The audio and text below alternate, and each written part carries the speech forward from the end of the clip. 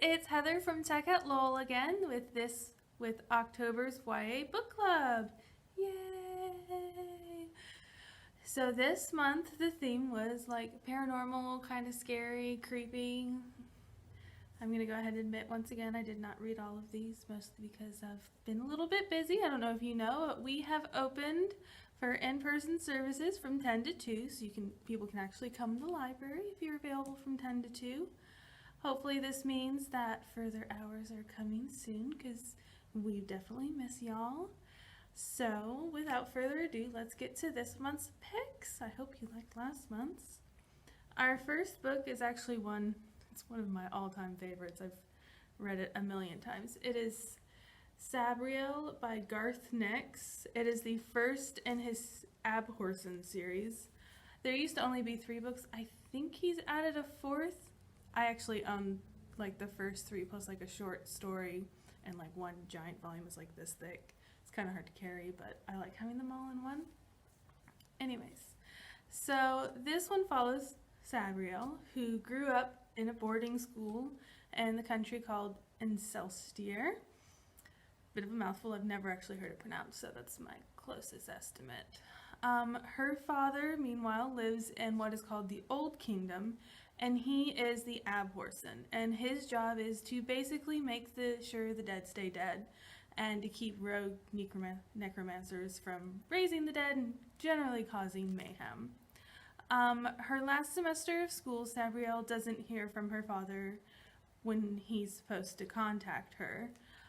So she goes into the Old Kingdom looking for him, having to then deal with dead people coming, other necromancers trying to stop her from finding her father, plus one very confused man who had been turned to wood for an indeterminate amount of time, plus a cat that may or may not be a demon, and shapeshifts. So it's a lot of fun, little bit creepy, like low on the creep factor.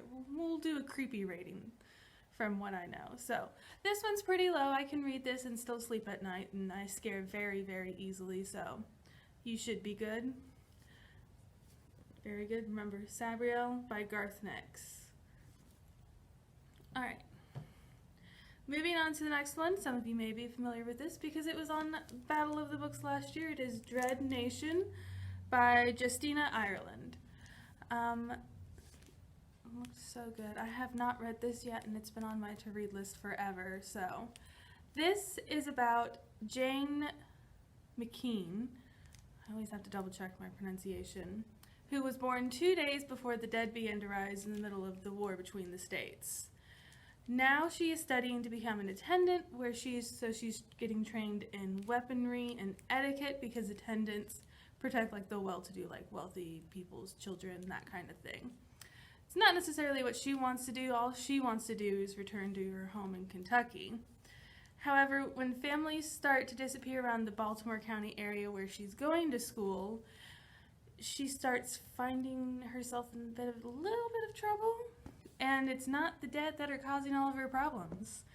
Shocking, I know. I would rate this on a fairly low creep factor as well, despite, dead coming back to life. I didn't see any warnings about it being particularly frightening. Again, I haven't read it, so this is just from what I've gathered from Goodreads reviews. You can look for yourself and see, but it shouldn't be too bad, especially since, again, it was on Battle of the Books. I think that it was high school, but they usually pick pretty, level, nothing too out there. Definitely should add to your to-read list as well. Good for the spooky season. To lighten things up, because I originally did plan to read all of these, and I was like, if I'm going to read all these scary stories, I need at least one that's just funny. So I picked one that I read ages ago, and I remember being hilarious. It's called The Reformed Vampire Support Group. And it's as funny as that picture makes it seem. So, being a vampire is not as glamorous as it seems. Think chronic illness and less, glitter. Vampires are dead, and unless they want to get safe, they can't suck blood, and that is where support group comes in. Nina hates support group. She's living with her mom since she's been turned into a vampire and going to support group and hating just about every minute of it. However, when one of the other members in her group goes missing, she and the others quickly band together to try and find out what happened.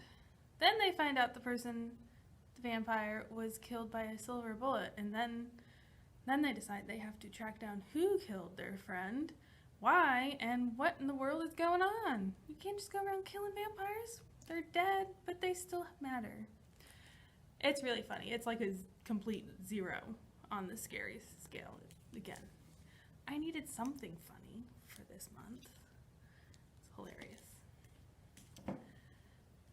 All right, next one. We're back to the creepy. I know that's what you want. This is Anna Dressed in Blood, another on my to-read list. So this actually, despite the title, does not necessarily follow Anna as much as it does Cass Lowood, who has inherited the very strange vocation of killing the dead. His father had the vocation before him until he was gruesomely murdered by a ghost he was trying to kill. Now Cass travels the country, finding ghosts and things like that and killing them before they can be too much of a problem. When he goes looking for the one that the locals call Anna Dressed in Blood, he expects the usual: track, hunt, kill. What he finds is not what he normally does. He finds a girl entangled in curses and rage, still wearing the dress she wore on the day of her brutal murder in 1958.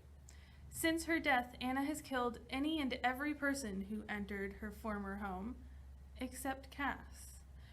So now he's got to figure out, why is she still so angry and why can't she move on? This, on the creepy scale, I'm thinking is probably mid-level from the reviews. Not like super duper creepy, but not like could read this at night at home alone, so judge accordingly. Probably a daylight book. Just my recommendation. Next is The Diviners by Olivia Bray. I don't know if you've noticed, I'm very fond of her. I read her quite a bit in high school. Haven't read this one yet, also on my to-read list. You'll notice a lot of these are on my to-read list.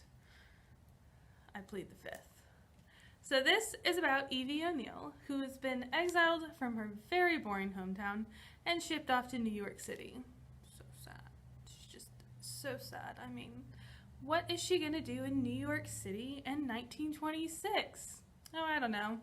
Visit a speakeasy, hang out with flappers, the usual. The only catch is she has to live with her Uncle Will, who is obsessed with the occult.